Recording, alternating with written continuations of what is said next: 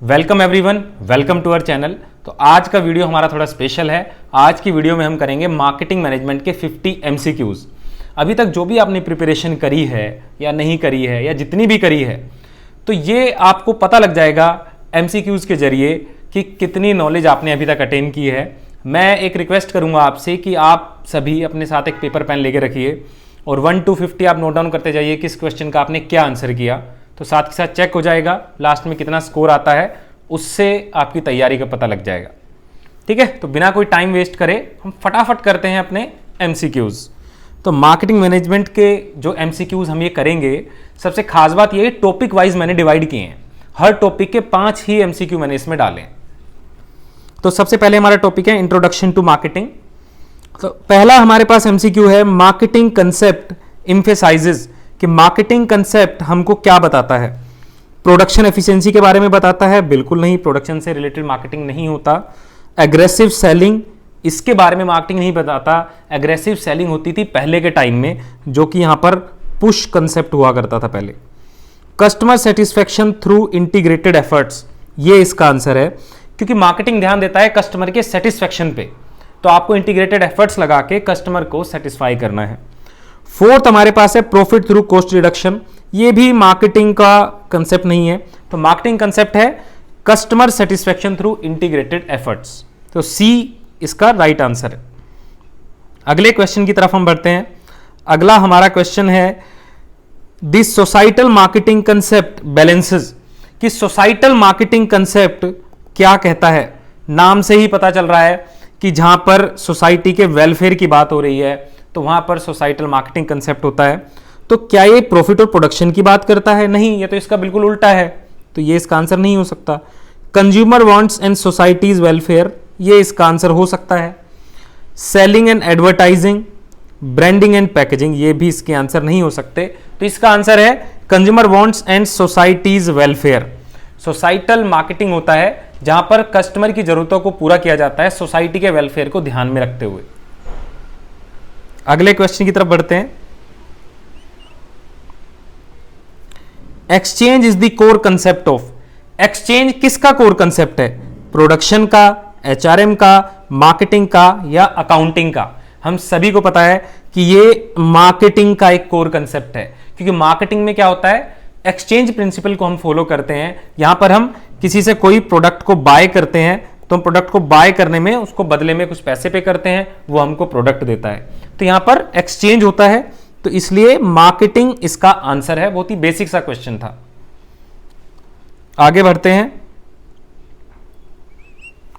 Which of the following is not a component of modern marketing, इनमें से कौन सा कंपोनेंट मॉडर्न मार्केटिंग का नहीं है? आपको ध्यान रखना है, मॉडर्न मार्केटिंग का कंपोनेंट नहीं है। Customer orientation, integrated marketing, profitability या फिर मास प्रोडक्शन ओनली। तो यहां पर कस्टमर ओरिएंटेशन एक मॉडर्न मार्केटिंग का कंसेप्ट है। पहले के समय में सेलर ओरिएंटेशन हुआ करता था या फिर प्रोड्यूसर ओरिएंटेशन हुआ करता था। पहले कस्टमर के बारे में ज्यादा नहीं सोचा जाता था। सेलर ने जो चीज बना दी वो उसको पुश सेल किया करता था, एक साथ कई सारी चीजें बना के रख देता था, उसको सेल करता था। यहां पर ऐसा नहीं होता है, ये मॉडर्न मार्केटिंग का कंसेप्ट है, तो ये हमारा आंसर नहीं हो सकता। इंटीग्रेटेड मार्केटिंग हम सभी को पता है, ये हमारे होलिस्टिक मार्केटिंग का पार्ट है, तो ये भी एक मॉडर्न मार्केटिंग का कंसेप्ट है, होलिस्टिक मार्केटिंग, ये भी इसका आंसर नहीं हो सकता। प्रॉफिटेबिलिटी, प्रॉफिटेबिलिटी भी इसका आंसर नहीं हो सकता, क्योंकि जो प्रॉफिटेबिलिटी है वो तो हमेशा रहनी ही चाहिए, चाहे कैसी भी मार्केटिंग हो। प्रॉफिट के बिना मार्केटिंग का कोई फायदा नहीं है। हम मार्केटिंग करते ही इसलिए हैं कि हमारा प्रॉफिट हो। मास प्रोडक्शन ओनली, ये इसका आंसर है, ये इसका आंसर है। ये कंसेप्ट मॉडर्न मार्केटिंग का नहीं है। जैसा मैंने अभी भी आपको बताया, पहले सेलर ओरिएंटेशन मार्केट हुआ करती थी, जहां पे सेलर या प्रोड्यूसर सामान को मास लेवल पे प्रोड्यूस करता था और फिर उसको एग्रेसिवली सेल करता था। तो यहां डी इसका आंसर है। आगे हम बढ़ते हैं। Relationship marketing primarily focuses on, relationship marketing किस चीज पे फोकस करती है? तो रिलेशनशिप मार्केटिंग किस चीज पे फोकस करती है कि हम किसी भी कस्टमर को जब सामान सेल करें, तो सिर्फ उसका सामान को बाय करने का एक्सपीरियंस अच्छा ना हो, उसके बाद भी हम उसके साथ एक अच्छा रिलेशन बिल्ड करके रखें। इसीलिए रिलेशनशिप मार्केटिंग करी जाती है, ताकि कस्टमर बार बार हमारे पास ही आए। तो यहां पर वन टाइम ट्रांजैक्शन के लिए रिलेशनशिप मार्केटिंग होती नहीं, ये होती है कि कस्टमर बार बार हमारे पास आए, वन टाइम के लिए नहीं होती। लॉन्ग टर्म इसका आंसर हो सकता है। रिड्यूसिंग प्रोडक्शन कॉस्ट, ये भी इसका आंसर नहीं है। होलसेल मार्केटिंग, इसका इससे कोई लेना देना ही नहीं है, तो इसका आंसर है लॉन्ग टर्म कस्टमर एसोसिएशन, कि कस्टमर के साथ लॉन्ग टर्म तक हम जुड़े रहें, इसलिए हम रिलेशनशिप मार्केटिंग करते हैं। तो ये जो हमारे अभी 5 क्वेश्चन अपन ने करे हैं, ये थे इंट्रोडक्शन टू मार्केटिंग के। अब हम करते हैं मार्केटिंग एनवायरनमेंट के। तो यहां पर हमारे पास क्वेश्चन है, demographic environment includes. Demographic environment क्या होता है? देखो, हम सभी को पता है कि हम मार्केटिंग करने के लिए अपनी जो पॉपुलेशन है उसको डेमोग्राफिक के अनुसार डिवाइड करते हैं। और डिवाइड कैसे करते हैं? जैसे आप एज के हिसाब से डिवाइड कर सकते हो पॉपुलेशन को, इनकम के हिसाब से डिवाइड कर सकते हो, किसी के ऑक्यूपेशन के हिसाब से डिवाइड कर सकते हो, और ये सभी चीजें फॉर्म करती है एक पॉपुलेशन की कैरेक्टरिस्टिक को। एक जो जनसंख्या है, एक जो पॉपुलेशन है, उसकी कैरेक्टरिस्टिक्स के हिसाब से हम ये डिवाइड करते हैं। तो यहां पर हमारे पास ऑप्शन है inflation rate, population characteristic, technology changes, political stability. तो जैसा मैंने अभी आपको बताया, डेमोग्राफिक एनवायरनमेंट होता है पॉपुलेशन की कैरेक्टरिस्टिक्स के हिसाब से डिवाइड करना। आगे हम बढ़ते हैं। स्वोट एनालिसिस इवैल्यूएट्स। स्वोट हम सभी को पता है, स्वोट एनालिसिस होते हैं strength, weakness, opportunities and threat. तो ये हमें क्या बताते हैं? Internal strengths and weaknesses only, external opportunities and threats only, internal and external factors affecting business, sales performance only. तो यहां पर देखिए क्या कहना चाह रहा है, स्ट्रेंथ और वीकनेस जो हमारे होते हैं, आपको याद रखना है, ये होते हैं हमारे इंटरनल, और अपॉर्चुनिटीज और थ्रेट आते हैं बाहर से, इसलिए ये होते हैं हमारे एक्सटर्नल। तो यहां पर ये कह रहा है कि क्या ये सिर्फ इंटरनल स्ट्रेंथ की तरफ ध्यान देते हैं? नहीं, ये दोनों की तरफ ध्यान देते हैं। बी ऑप्शन कह रहा है external opportunities and threats only, तो क्या ये सिर्फ एक्सटर्नल की तरफ ध्यान देते हैं? नहीं, ये दोनों की तरफ देते हैं। तो सी इसका आंसर है internal and external factors affecting business, यानी कि इंटरनल एक्सटर्नल दोनों की तरफ ही ध्यान देते हैं। अगले क्वेश्चन की तरफ बढ़ते हैं। Which environment factor is uncontrollable by marketers? कौन सा एनवायरमेंट फैक्टर अनकंट्रोलेबल है मार्केटियर्स के लिए? तो यहां पर देखो क्या है, कौन सी चीज को मतलब एक प्रोड्यूसर या एक मार्केटियर कंट्रोल कर सकता है, ठीक है, और कौन सी चीज नहीं कर सकता। तो हमें वो चीज बतानी जो अनकंट्रोलेबल है, जिसको कंट्रोल नहीं किया जा सकता। प्रोडक्ट डिजाइन को बिल्कुल हम कंट्रोल कर सकते हैं, अपने हिसाब से प्रोडक्ट का डिजाइन बनाएंगे। प्राइसिंग पॉलिसी, प्राइसिंग पॉलिसी अपने हिसाब से प्रोडक्ट का प्राइस सेट हम कर सकते हैं। Government regulation and promotion strategy, देखिए प्रमोशन स्ट्रेटजी भी अपने हिसाब से रख सकते हैं कि हमें एडवर्टाइजमेंट कहां पे देना है, अखबार में देना है कि टीवी में देना है, कितना खर्चा करना है, वो सब इसमें आता है। गवर्नमेंट रेगुलेशन ये होती है अनकंट्रोलेबल, यही इसका आंसर है। एक बार गवर्नमेंट ने कोई रूल्स रेगुलेशन बना दिए तो वो सभी को फॉलो करने पड़ेंगे, उस पर हमारा कोई कंट्रोल नहीं है। नेक्स्ट हमारा क्वेश्चन है, inflation is part of. Inflation किसका पार्ट है? तो यहां पर हमें कई सारे एनवायरमेंट दिए गए हैं, cultural environment, economic environment, technological environment और लीगल एनवायरमेंट। बिल्कुल बेसिक सा सिंपल क्वेश्चन है, हम सभी को पता है ये सारी चीजें इकोनॉमिक एनवायरमेंट का पार्ट है। ये जो भी आपकी चीजें है ना, जैसे जीडीपी, आपकी ग्रोथ रेट, आपकी इन्फ्लेशन, अनएम्प्लॉयमेंट वगैरह, ये सब चीजें इकोनॉमिक एनवायरमेंट का हिस्सा है। तो इसका आंसर बी इकोनॉमिक एनवायरमेंट है। अगले क्वेश्चन की तरफ हम बढ़ते हैं। Pastel analysis does not include. जैसे स्वोट एनालिसिस होता था, ऐसे ही एक पेस्टल एनालिसिस होता है। तो ये कह रहा है कि इनमें से कौन सा पेस्टल एनालिसिस में नहीं आता? तो हम सभी को पता है ये फुल फॉर्म है पेस्टल की, पॉलिटिकल, पी से पॉलिटिकल होता है, तो ये इसका आंसर नहीं हो सकता। इकोनॉमिक, ई से इकोनॉमिक होता है, ये भी इसका आंसर नहीं हो सकता। एस से सोशल होता है, ये भी इसका आंसर नहीं हो सकता। ब्रांडिंग जैसा कुछ भी पेस्टल एनालिसिस में नहीं होता, तो इसका आंसर है डी ब्रांडिंग। बहुत सिंपल क्वेश्चन था।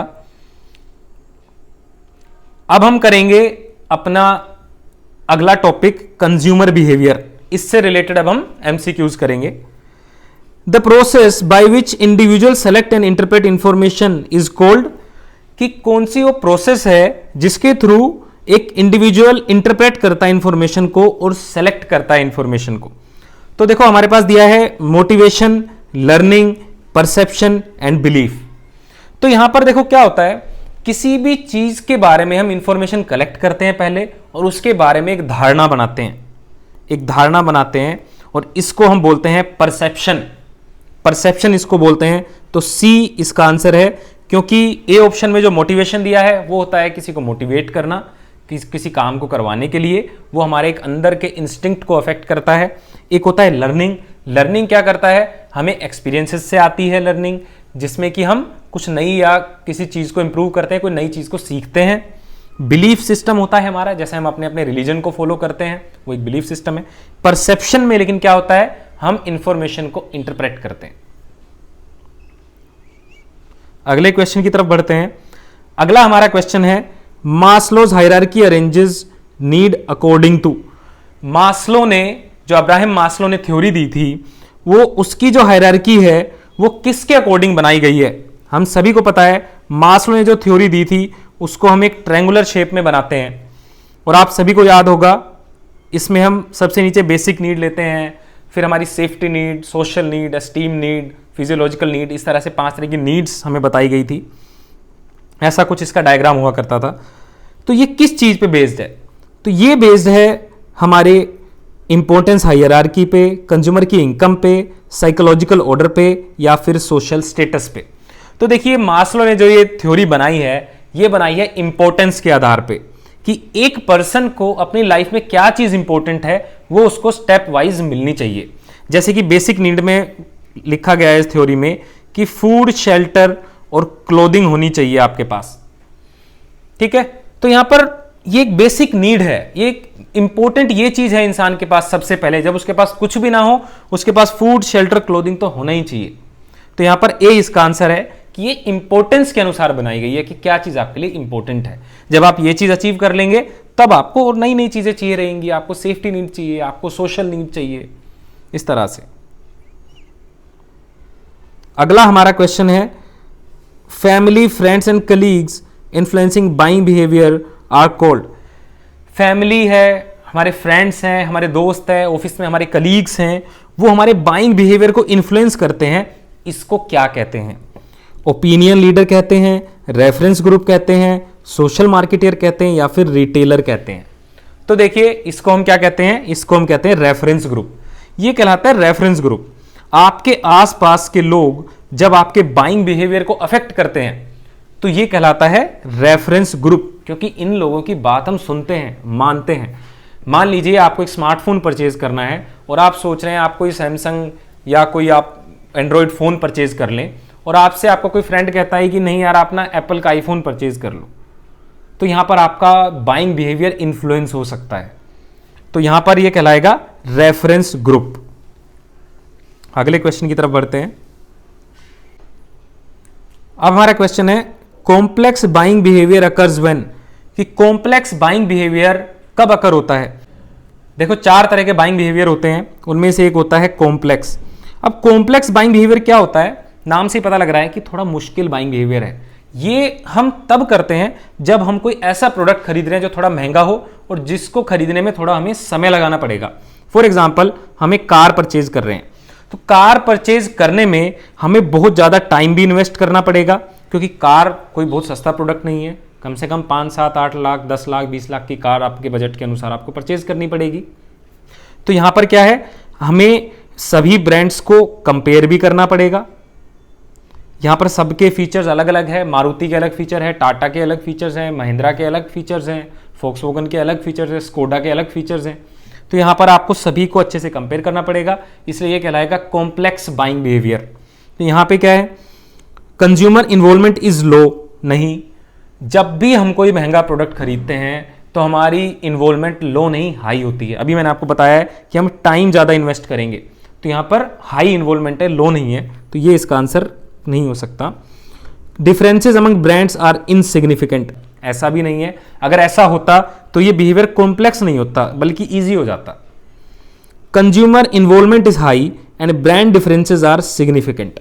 यहां पर क्या है, कंज्यूमर का इन्वॉल्वमेंट हाई है और ब्रांड डिफरेंसेस सिग्निफिकेंट है, यही इसका आंसर है। सी इसका आंसर है। डी पॉइंट है प्रोडक्ट्स आर परचेज फ्रीक्वेंटली, कि ऐसे प्रोडक्ट है जो कि फ्रीक्वेंटली परचेज हम करते हैं। फॉर एग्जाम्पल कोई टॉफी या चॉकलेट है, हम बार बार परचेज करते हैं, तो कभी भी कोई टॉफी या चॉकलेट के लिए हम इतना दिमाग नहीं लगाएंगे, कॉम्प्लेक्स बाइंग बिहेवियर शो नहीं करेंगे। अगले क्वेश्चन की तरफ हम बढ़ते हैं। Brand loyalty is mainly associated with, कि ब्रांड लॉयल्टी किस चीज से एसोसिएटेड होती है। तो ब्रांड लॉयल्टी हम सभी को पता है क्या होती है, कि जब एक कंज्यूमर ब्रांड के लिए लॉयल है कि भाई मैं तो पर्टिकुलर इसी ब्रांड की चीजें खरीदूंगा। मान लेते हैं शूज परचेज करूंगा तो नाइकी के ही करूंगा, फोन परचेज करेंगे तो आईफोन ही करेंगे एप्पल का। इस तरह से ब्रांड लॉयल्टी लोग शो करते हैं। तो ये किससे एसोसिएटेड है? कंज्यूमर सेटिस्फैक्शन से, पैकेजिंग से, डिस्ट्रीब्यूशन से, या फिर पब्लिसिटी से। कस्टमर एक ब्रांड के लिए तब लॉयल होता है जब वो बहुत ज्यादा सेटिस्फाइड हो। तो यहां पर इसका आंसर है ए, कंज्यूमर सेटिस्फैक्शन।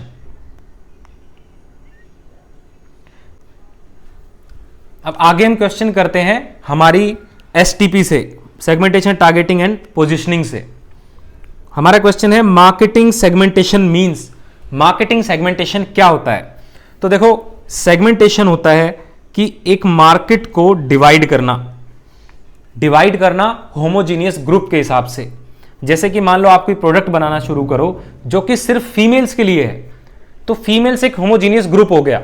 जैसे कि आप प्रोडक्ट बनाना शुरू करो स्कूल गोइंग चिल्ड्रन के लिए, तो यहां पर यह भी क्या है, एक होमोजीनियस ग्रुप हो गया। जैसे मान लो आप प्रोडक्ट्स बनाना शुरू करो उन लोगों के लिए जो सिर्फ क्रिकेट खेलते हैं, तो ये हो गया एक होमोजीनियस ग्रुप। उनके लिए हम क्रिकेट का बैट बना रहे हैं, बॉल बना रहे हैं, पैड बना रहे हैं, इस तरह की चीजें जो कि क्रिकेट में यूज होती है, इस तरह से। तो ये होता है सेगमेंटेशन। तो marketing segmentation means dividing market into homogeneous group, ये इसका आंसर हो सकता है। Selling products at lower price, नहीं ये नहीं है। सेलेक्टिंग होलसेलर्स, ये भी नहीं है। इंक्रीजिंग प्रोडक्शन, ये भी नहीं है। इसका आंसर है dividing market into homogeneous groups. अगला क्वेश्चन हम करते हैं, geographic segmentation is based on, कि ज्योग्राफिक सेगमेंटेशन हम कैसे करते हैं। सेगमेंटेशन हम करते हैं कई सारे तरीकों से, जिसमें से एक है ज्योग्राफिक। तो ज्योग्राफिक हम करते हैं क्षेत्र के अनुसार। क्षेत्र के अनुसार मतलब जैसे कि कहीं पे जलवायु के अनुसार, जैसे कि कोई क्षेत्र है उसके अनुसार हम डिवाइड करते हैं। जैसे कि इनकम इसका पार्ट नहीं है, पर्सनैलिटी इसका पार्ट नहीं है, रीजन एंड क्लाइमेट आंसर हो सकता है, लाइफस्टाइल इसका पार्ट नहीं है। तो रीजन एंड क्लाइमेट इसका आंसर है कि क्षेत्र और जलवायु या मौसम, उसके अनुसार हम क्या करते हैं, प्रोडक्ट्स को सेल करते हैं। आगे बढ़ते हैं। टारगेट मार्केटिंग इन्वॉल्व्स, जैसे सेगमेंटेशन होता है ऐसे एक होता है वर्ड टारगेटिंग। तो टारगेट मार्केटिंग का मतलब क्या होता है? इग्नोरिंग कॉम्पिटिटर्स, सेलेक्टिंग वन और more market segment, selling to everyone, या फिर रिड्यूसिंग प्राइसेस। तो देखो, कॉम्पिटिटर को इग्नोर करना नहीं है इसका आंसर। सेलेक्टिंग वन और मोर मार्केट सेगमेंट ये हो सकता है। सेलिंग टू एवरीवन नहीं है, रिड्यूसिंग प्राइसेस नहीं है। इसका आंसर है B, that is selecting one और मोर मार्केट सेगमेंट। जब हम एक बार मार्केट को सेगमेंट कर लेते हैं, डिवाइड कर लेते हैं, फिर हमारा काम होता है टारगेट करने का, कि हम किसको टारगेट करें। फॉर एग्जाम्पल, आपने एक ग्रुप टारगेट कर लिया कि मैं तो स्टूडेंट्स के लिए प्रोडक्ट बनाऊंगा। अब आपको स्टूडेंट्स के कई सारे ग्रुप टारगेट करने पड़ेंगे इस तरह से, कि भाई आप बच्चों के लिए किस किस तरह के प्रोडक्ट बना रहे हो। मान लेते हैं आप बच्चों के लिए कुछ खेलने की चीजें भी बना रहे हो, आप हो सकता है बच्चों की ड्रेसेस से रिलेटेड कुछ बना रहे हो, आप मेल्स और फीमेल चिल्ड्रन के लिए कुछ बना रहे हो, इस तरह से। अगला हमारा क्वेश्चन है पोजीशनिंग रेफर्स टू, जैसे कि मैंने बताया एक होता है सेगमेंटेशन, एक होता है टारगेटिंग, एक होता है पोजीशनिंग। पोजीशनिंग का मतलब क्या होता है? पोजीशनिंग का मतलब होता है कि प्रोडक्ट की मार्केटिंग इस तरह से करना कि वो प्रोडक्ट कस्टमर के माइंड में आ जाए, उसके माइंड में एक इमेज बन जाए कि ये प्रोडक्ट तो ऐसा होगा। जैसे मैं आपको इसका एक एग्जांपल देता हूं, हम कभी भी डिटोल की ऐड देखते हैं तो उसमें ऐसे करके एक प्लस का सिंबल बना आता है, और ये प्लस का जो सिंबल बना आता है इससे हमको लगता है कि डिटोल कोई मेडिकेटेड प्रोडक्ट है, डिटोल की साबुन भी मेडिकेटेड है, लेकिन ऐसा नहीं है। ये सिर्फ पोजिशनिंग है जो कि हमारे दिमाग में करी जाती है। तो positioning refers to warehouse arrangement नहीं, product placement in a store नहीं, creating a distinct image in consumers mind, customer के माइंड में एक इमेज क्रिएट करना, ये इसका आंसर है। डिस्ट्रीब्यूशन चैनल डिजाइन, ये भी इसका आंसर नहीं है। आगे बढ़ते हैं। अगला हमारा क्वेश्चन है which positioning strategy focuses on product benefits, कौन सी पोजिशनिंग स्ट्रेटजी प्रोडक्ट बेनिफिट्स की तरफ ध्यान देती है। देखो कई सारी पोजिशनिंग स्ट्रेटजीज होती हैं, तो यूजर पोजिशनिंग नहीं, कॉम्पिटिटर पोजिशनिंग नहीं, बेनिफिट पोजिशनिंग इसका आंसर हो सकता है, कल्चरल पोजिशनिंग तो बिल्कुल भी नहीं। तो इसका आंसर है बेनिफिट पोजिशनिंग। एक प्रोडक्ट को जब हम कंज्यूमर के माइंड में एक इमेज क्रिएट करवाते हैं एक प्रोडक्ट की, तो यहाँ पर हम प्रोडक्ट के बेनिफिट्स बताते हैं ताकि उसके दिमाग में बैठ जाए कि भाई हमारे ब्रांड ये बेनिफिट प्रोवाइड करते हैं, हमारा ब्रांड का जो प्रोडक्ट है वो ये बेनिफिट प्रोवाइड करता है। जैसे जब भी हम मारुति की ऐड देखते हैं तो वो ये बोलकर गाड़ी सेल करते हैं कि हमारी गाड़ी की जो माइलेज है वो काफ़ी अच्छी है। तो ये क्या है, ये प्रोडक्ट के बेनिफिट आपको बताए जा रहे हैं। आगे हम बढ़ते हैं थोड़ा सा, आगे है प्रोडक्ट डिसीजन से रिलेटेड हमारे एमसीक्यूज। हमारा क्वेश्चन है ए प्रोडक्ट मिक्स रेफर्स टू, एक प्रोडक्ट मिक्स क्या होता है, total number of product lines and items offered, packaging style, product pricing, branding decision. देखो प्रोडक्ट मिक्स क्या होता है, प्रोडक्ट मिक्स होता है एक कंपोजिशन, एक ऐसा कंपोजिशन जिसमें हर तरह के प्रोडक्ट आपको बताए गए हैं कि कौन कौन से प्रोडक्ट हम ऑफर कर रहे हैं। तो इसका आंसर है A, total number of product lines and items offered, कि हम कितनी प्रोडक्ट लाइन ऑफर करते हैं और कितने आइटम ऑफर करते हैं। जैसे कि मान लो कंपनी साबुन बनाती है डिटोल, तो डिटोल यहां पर कितने तरह की डिटोल बनाती है और किस किस तरह से ऑफर करती है। जैसे कि मान लो ये कोई सोप बनाते हैं, कोई 50 ग्राम की है, कोई 25 ग्राम की है, कोई 100 ग्राम की है, कोई 150 ग्राम की है। इस तरह से फिर ये अपने आइटम्स बताएंगे कि हम कितने आइटम्स बनाते हैं, कि नहाने के लिए अलग साबुन है, हाथ धोने के लिए अलग साबुन है, बॉडी वॉश अलग आता है। तो इस तरह से ये कहलाती है प्रोडक्ट लाइन। तो यहां पे क्या है, कौन कौन सी प्रोडक्ट लाइन और कौन से आइटम्स हम ऑफर करते हैं, वही कहलाता है प्रोडक्ट मिक्स। अगला हमारा क्वेश्चन है ब्रांडिंग हेल्प्स इन, ब्रांडिंग हमारी क्या मदद करती है। देखो ब्रांडिंग होता क्या है, हर एक प्रोडक्ट एक ब्रांड के साथ एसोसिएटेड होता है। तो यहां पर क्या होता है, कंपनी अलग होती है लेकिन ब्रांडिंग अलग होती है। एक ब्रांड के नाम से ही एक प्रोडक्ट जाना जाता है। तो ब्रांडिंग क्या काम करती है, product identification, reducing quality, eliminating competition, avoiding packaging. एक ब्रांडिंग इसलिए करी जाती है कि आपका प्रोडक्ट अलग से ही दिख जाए, अलग से ही आइडेंटिफाई हो जाए। वैसे भी आजकल सुपरमार्केट्स का टाइम है, हर कंपनी इस तरह से ब्रांडिंग करके रखती है कि हमारा प्रोडक्ट जब कई सारे प्रोडक्ट के बीच में रखा हो तो वो अलग ही दिखे। तो हर कंपनी, हर ब्रांड इसीलिए एक पर्टिकुलर थीम को फॉलो करते हैं, एक पर्टिकुलर डिजाइन को फॉलो करते हैं। आगे हम बढ़ते हैं।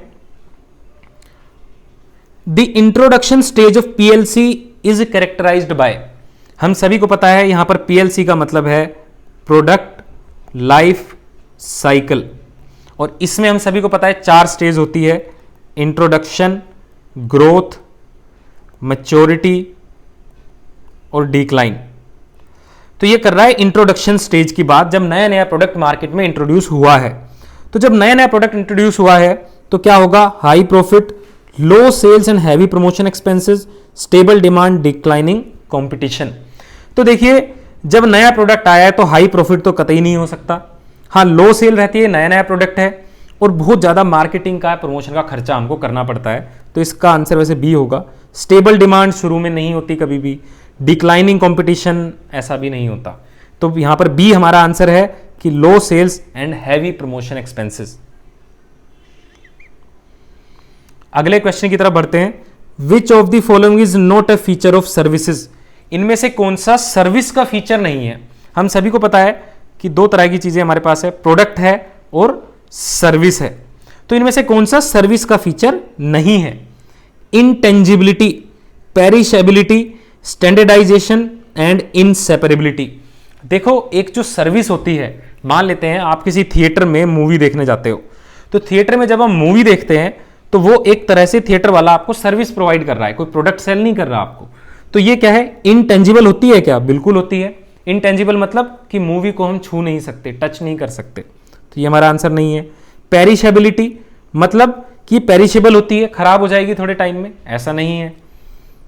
स्टैंडर्डाइजेशन इसका बिल्कुल सही आंसर है। स्टैंडर्डाइजेशन का मतलब होता है एक जैसा होना। जब हम सिर्फ प्रोडक्ट की बात करते हैं, मान लो हम अभी डिटोल साबुन की ही बात कर रहे थे, हर डिटोल सोप आपको एक जैसी मिल जाएगी, लेकिन हर एक सर्विस आपको एक जैसी नहीं मिलेगी, हर बार आपका एक्सपीरियंस कुछ ना कुछ अलग होगा। इनसेपरेबिलिटी मतलब क्या सर्विस को उसके ओनर से सेपरेट किया जा सकता है? नहीं किया जा सकता, तो ये भी इसका आंसर नहीं है। तो इसका आंसर है स्टैंडर्डाइजेशन, कि सर्विस हर बार एक जैसा एक्सपीरियंस आपको प्रोवाइड नहीं करती, हर बार कुछ ना कुछ डिफरेंस आपको मिलेगा। अगर आप कोई मूवी 2 बार देखने जाते हैं तो दोनों बार आपको अलग अलग एक्सपीरियंस मिलेगा। अगले क्वेश्चन की तरफ हम बढ़ते हैं।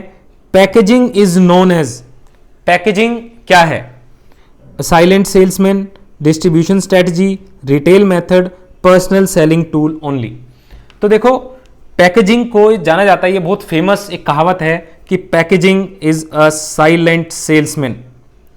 अगर हम प्रोडक्ट की पैकेजिंग बहुत अच्छे से कर देंगे तो ये हमारे लिए एक सेल्समैन का काम करती है। हमारा प्रोडक्ट मार्केट में अपने आप सेल होता है अगर उसकी पैकेजिंग बहुत अच्छी है। तो एक बार कस्टमर को अगर पैकेजिंग ने अट्रैक्ट कर लिया तो अट्रैक्ट कर लिया, वो उसको परचेज कर लेगा और यहां पे हमारा ये सेल्समैन वाला मकसद पूरा हो जाएगा।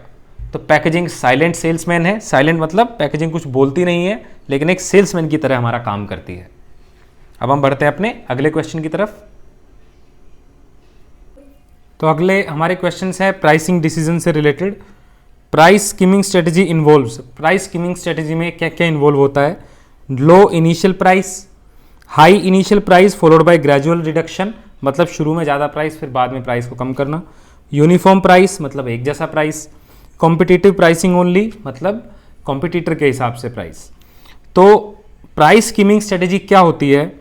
तो हम सभी को याद रखना है, इसको बोलते हैं स्कीमिंग द क्रीम स्ट्रेटजी।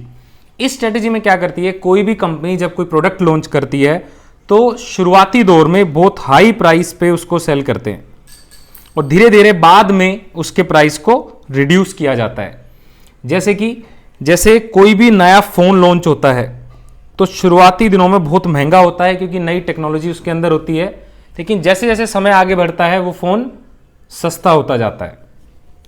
अगला क्वेश्चन करते हैं, penetration pricing aims at. Penetration pricing policy जो होती है वो बिल्कुल स्कीमिंग का उल्टा होती है। पेनिट्रेशन पॉलिसी में शुरू में लो प्राइस रखा जाता है। तो पेनिट्रेशन प्राइसिंग क्या कहती है? High profit margin initially, rapid market share growth, reduction in reducing production, premium positioning only. तो यहां पर क्या है? रैपिड मार्केट शेयर ग्रोथ इसका आंसर रहेगा, क्योंकि शुरू में लो प्राइस रखा जाता है ताकि ज़्यादा से ज़्यादा लोगों तक वो प्रोडक्ट पहुंच सके। जब हमें शुरुआत में प्रोडक्ट को बहुत ज़्यादा लोगों तक पहुंचाना है तब हम लो प्राइस रखते हैं स्टार्टिंग में। आगे हम बढ़ते हैं, cost plus pricing method is based on. Cost plus pricing क्या होता है? डिमांड एस्टिमेशन होता है, कंपटीशन होता है, cost plus desired profit margin होता है, या फिर कंज्यूमर साइकोलॉजी होता है। देखो नाम से ही पता लग रहा है, कॉस्ट प्लस प्राइसिंग में क्या होता है, जो प्रोड्यूसर है वो क्या करता है, पहले तो प्रोडक्ट की कॉस्ट ऐड करता है, प्लस जितना भी वो प्रॉफिट चाहता है वो प्रॉफिट ऐड करता है, और फिर इससे आ जाता है उनके पास प्राइस, फिर उस प्राइस पे उसको सेल कर देते हैं। इसको कहते हैं कॉस्ट प्लस प्राइसिंग।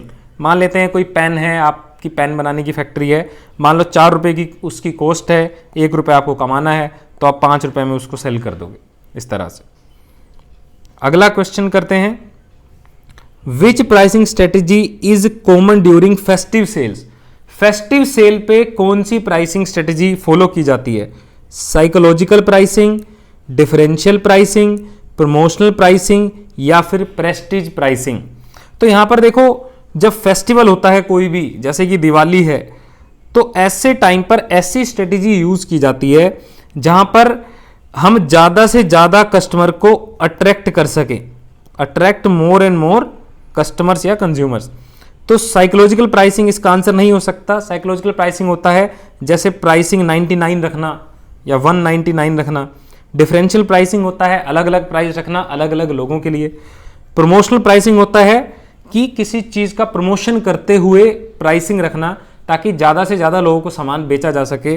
तो फेस्टिवल के टाइम पे प्रमोशनल प्राइसिंग की जाती है।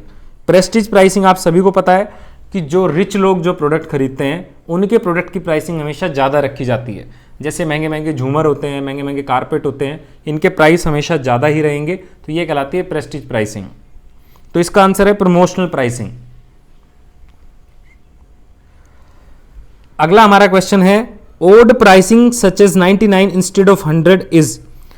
ओड प्राइसिंग, जब प्राइस होता है हमारा जैसे 199, 99, तो ये कह रहा है कि 99 अगर प्राइस हमने रखा है 100 की बजाय, तो ये क्या कहलाता है? तो अभी पिछले क्वेश्चन में मैंने आपको बताया है, इसको हम क्या कहते हैं? प्रेस्टीज प्राइसिंग नहीं, साइकोलॉजिकल प्राइसिंग हम इसको बोलते हैं। ज्योग्राफिक प्राइसिंग होता है क्षेत्र के हिसाब से प्राइस, ठीक है। तो ट्रांसफर प्राइसिंग भी इसका आंसर नहीं है। इसका आंसर है 99 का साइकोलॉजिकल प्राइसिंग। इसको बोलते हैं साइकोलॉजिकल प्राइसिंग कि कस्टमर को एक साइकोलॉजी होती है। फॉर एग्जांपल कोई प्रोडक्ट अगर 2999 का है तो एक कस्टमर के दिमाग में फीलिंग देता है कि प्रोडक्ट 3000 से सस्ता है, जबकि वो 3000 रुपये से सिर्फ 1 ही रुपये सस्ता है। अगले क्वेश्चन की तरफ हम बढ़ते हैं। अगले हमारे क्वेश्चंस आएंगे डिस्ट्रीब्यूशन एंड सप्लाई चेन से related. A marketing channel performs, एक मार्केटिंग चैनल क्या परफॉर्म करता है? Production function only, distribution of goods from producer to consumer, financing only, HR activities. तो एक मार्केटिंग चैनल क्या परफॉर्म करता है कि एक प्रोडक्ट कंज्यूमर तक आसानी से पहुंच जाए। एक प्रोडक्ट जिसको एक प्रोड्यूसर बना रहा है उसको हम कंज्यूमर तक आसानी से पहुंचा सके। सप्लाई चेन का यही काम होता है।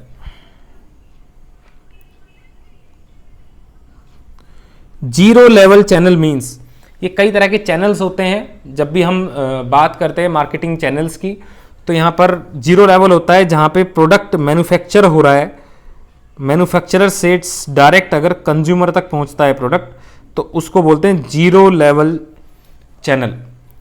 तो ये क्या कह रहा है? Wholesaler only, retailer only, direct marketing channel या फिर मल्टीपल इंटरमीडियरीज। तो यहां पर देखो क्या है, ये कहलाएगा डायरेक्ट मार्केटिंग चैनल, जहां पर हम डायरेक्ट सेल करते हैं, ठीक है। मल्टीपल इंटरमीडियरी तो वहां पर होगा जहां पर कई सारे चैनल आ गए, जैसे मैन्युफैक्चरर के बीच में होलसेलर आ गया, फिर रिटेलर आ गया, फिर कंज्यूमर आ गया, तो ये कहलाती है मल्टीपल इंटरमीडियरी। अगला हमारा क्वेश्चन है wholesalers primarily deals with. Wholesaler primarily किसके साथ डील करते हैं? फाइनल कंज्यूमर के साथ, बल्क बायर एंड रिटेलर के साथ, गवर्नमेंट के साथ या एक्सपोर्टर के साथ। ये हम सभी को पता है कि होलसेलर्स किसके साथ डील करते हैं? रिटेलर्स और बल्क बायर के साथ। उनके पास भारी मात्रा में सामान आता है, फिर वो आगे रिटेलर को सेल करते हैं, फिर रिटेलर आगे कंज्यूमर को सेल करते हैं। अब मान लो कोई कंज्यूमर है जिसको बल्क में कोई सामान लेना है, तो वो भी कई बार रिटेलर को बाईपास करके होलसेलर से सामान परचेज कर लेते हैं। Physical distribution includes, physical distribution का क्या मतलब है? Branding, warehousing and transportation, ये हो सकता है। प्रोडक्ट डिजाइन नहीं, प्रमोशन नहीं। फिजिकल डिस्ट्रीब्यूशन नाम से पता लग रहा है, इसमें आती है सामान को स्टोर करना, सामान का स्टोरेज करना, प्लस सामान को एक से दूसरी जगह पर ट्रांसपोर्ट करना, ये आता है फिजिकल डिस्ट्रीब्यूशन के अंदर। तो इसका आंसर रहेगा बी। अगला क्वेश्चन हम करते हैं supply chain management aims at. Supply chain management SCM किस चीज को एम करता है? Increasing advertising cost, coordinating flow of goods and information, eliminating retailers, reducing consumer या कस्टमर सेटिस्फेक्शन। तो देखो सप्लाई चेन मैनेजमेंट से एडवर्टाइजिंग की कॉस्ट तो नहीं बढ़ती। Coordinating flow of goods and information, ये इसका आंसर हो सकता है। एलिमिनेटिंग रिटेलर, रिटेलर को एलिमिनेट करना बिल्कुल भी नहीं है। रिड्यूसिंग कस्टमर सेटिस्फेक्शन, ये तो हो ही नहीं सकता। तो बी इसका आंसर है कि सप्लाई चेन मैनेजमेंट क्या करती है कि फ्लो ऑफ गुड्स को कोऑर्डिनेट करती है कि सामान और सामान से रिलेटेड इंफॉर्मेशन एक कंज्यूमर तक आसानी से पहुंच जाए। तो इसका आंसर है बी। अगले क्वेश्चन की तरफ हम बढ़ते हैं। अब जो हमारे क्वेश्चन आएंगे वो आएंगे प्रमोशन मिक्स से रिलेटेड। एडवर्टाइजिंग इज, एक एडवर्टीजमेंट क्या होती है? पर्सनल कम्युनिकेशन होती है, पेड नॉन पर्सनल कम्युनिकेशन होती है, फ्री पब्लिसिटी होती है, या फिर रिटेल सेलिंग होती है।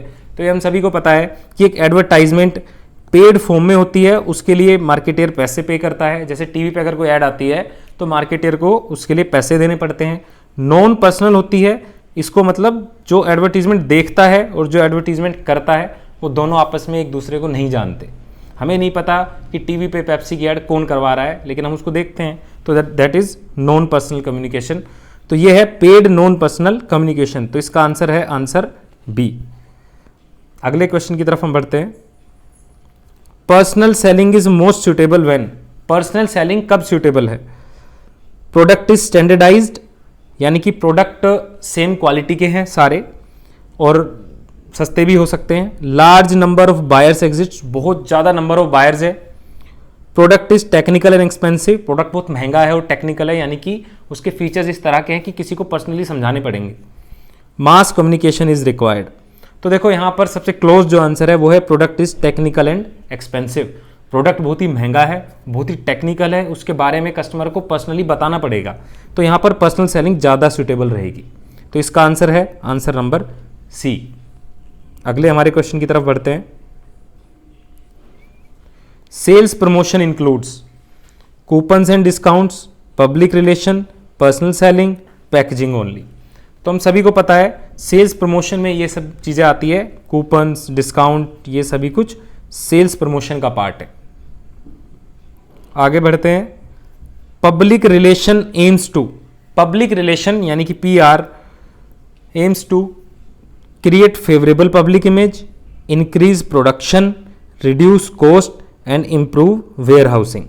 तो पब्लिक रिलेशन किस लिए होता है? पब्लिक रिलेशन होता है ताकि पब्लिक के अंदर कंपनी की बहुत अच्छी इमेज क्रिएट हो जाए। तो इसका आंसर है answer number A, that is create favourable public image. ठीक है, अगले क्वेश्चन की तरफ हम बढ़ते हैं। अगला क्वेश्चन है AIDA model stands for. AIDA model हम सभी को पता है एक कस्टमर की परचेज की एक प्रोसेस के बारे में एक मॉडल है। और AIDA क्या होता है? Attention, interest, desire and action. तो ए ही इसका आंसर है।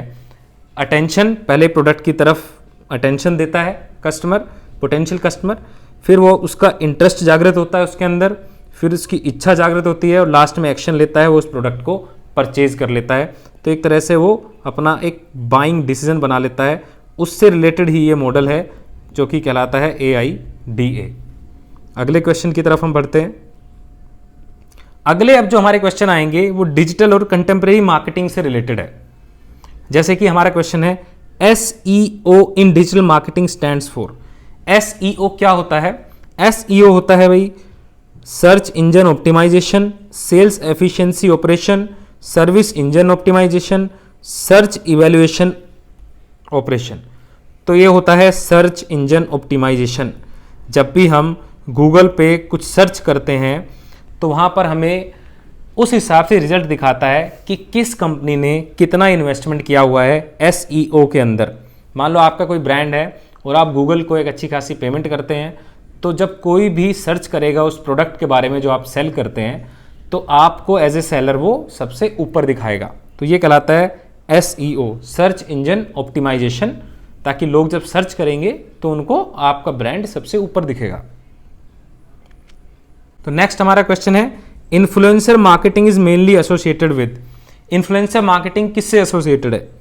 ट्रेडिशनल मार्केटिंग से, सोशल मीडिया प्लेटफॉर्म से, डोर टू डोर सेलिंग से, टेली मार्केटिंग से।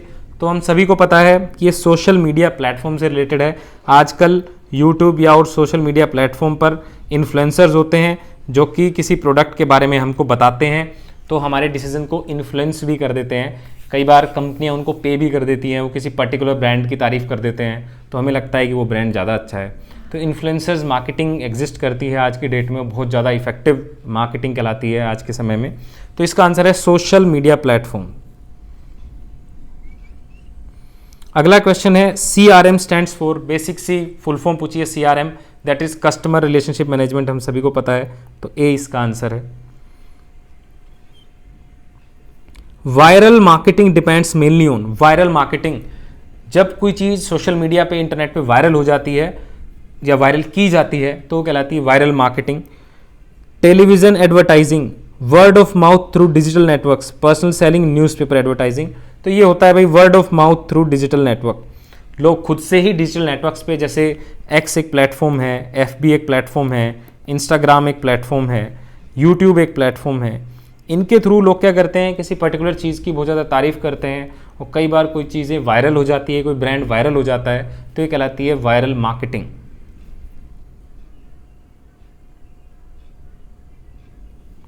Which platform is widely use for B2B digital marketing. B2B का क्या मतलब होता है? B2B का मतलब होता है बिजनेस टू बिजनेस। कुछ ऐसा हम कर रहे हैं कि कस्टमर को सेल नहीं कर रहे हैं, हम बिजनेस टू बिजनेस कर रहे हैं।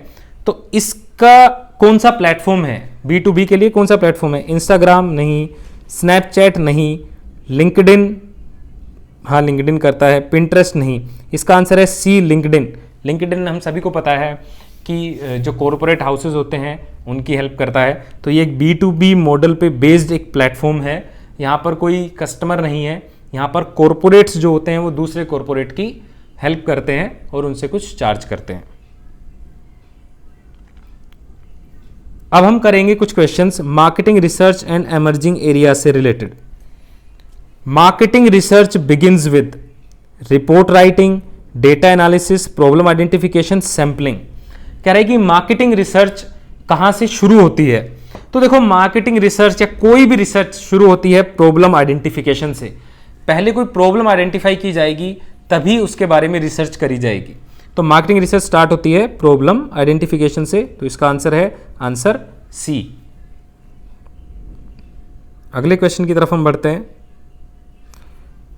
प्राइमरी डेटा आर, हम सभी को पता है डेटा दो तरह का होता है, primary data and secondary data. तो प्राइमरी डेटा क्या होता है? Already publish data, collected first hand for specific purpose, government report and census report. देखो ऑलरेडी पब्लिश जो डेटा है किसी मैगजीन में या किसी वेबसाइट पे, तो वो कहलाता है सेकेंडरी डेटा, तो प्राइमरी नहीं होता। कलेक्टेड फर्स्ट हैंड, आपने खुद ही कलेक्ट किया है, चाहे किसी से क्वेश्चनेयर फिल कराए हैं या आपने उनके इंटरव्यू लिए हैं, तो ये सभी कुछ कहलाता है प्राइमरी डेटा। तो यहाँ पर इसका आंसर है आंसर B। गवर्नमेंट की जो रिपोर्ट्स हैं वो भी सेकेंडरी डेटा कहलाएगी क्योंकि गवर्नमेंट ने उनको कलेक्ट किया है, गवर्नमेंट के लिए वो प्राइमरी है। सेंसस की रिपोर्ट ये भी प्राइमरी डेटा नहीं है, तो इसका आंसर है B। Sampling method where every unit has equal chance. कौन सा सैम्पलिंग मेथड है जहां पर हर यूनिट के इक्वल चांस है सेलेक्ट होने के? तो ये हम सभी को पता है, ये सिंपल रैंडम सैम्पलिंग में ऐसा होता है कि सभी को इक्वल चांस होते हैं सेलेक्ट होने के। तो ये कई बार ना मार्केटिंग रिसर्च के जैसे क्वेश्चन है तो ये आपको ऐसे साउंड कर रहे होंगे जैसे ये रिसर्च एप्टीट्यूड के क्वेश्चन है, लेकिन ये मार्केटिंग रिसर्च का ही पार्ट है। अगला हमारा क्वेश्चन है green marketing emphasises. Green marketing क्या कहती है? हैवी एडवर्टाइजिंग करने को बोलती है, एनवायरमेंट फ्रेंडली मार्केटिंग प्रैक्टिसेस के बारे में बात करती है, लग्जरी ब्रांडिंग की बात करती है, मास प्रोडक्शन की बात करती है। नाम से ही पता लग रहा है जो भी कोई मार्केटिंग एनवायरमेंट से रिलेटेड होती है दैट इज ग्रीन मार्केटिंग। तो यहां पर इसका आंसर है B, environment friendly marketing practices. आज का हमारा लास्ट क्वेश्चन है social marketing aims at. Social marketing किस चीज पे एम करती है? ये भी नाम से पता लग रहा है, maximising sales only, promoting social welfare and behaviour change, reducing prices, improving distribution only. तो यहां पर इसका आंसर है answer B, that is promoting social welfare and behavioural change. तो आज हमने अपने 50 क्वेश्चंस कर लिए हैं, वो बहुत ही जल्दी हमने इनको किया है। एक्चुअली क्वेश्चंस का जो डिफिकल्टी लेवल था वो बहुत हाई नहीं था, क्वेश्चन थोड़े बेसिक टू मॉडरेट क्वेश्चंस ही थे। तो आई होप आप सभी ने क्वेश्चन किए होंगे और बहुत कुछ इनसे सीखने को मिला होगा। आप प्लीज़ अपना स्कोर भी चेक कीजिए कि आपने 50 में से कितना स्कोर किया, इससे पता लगेगा कि किन एरियाज़ में आपको ज़रूरत है तैयारी करने की। Thank you everyone, thanks for watching our video.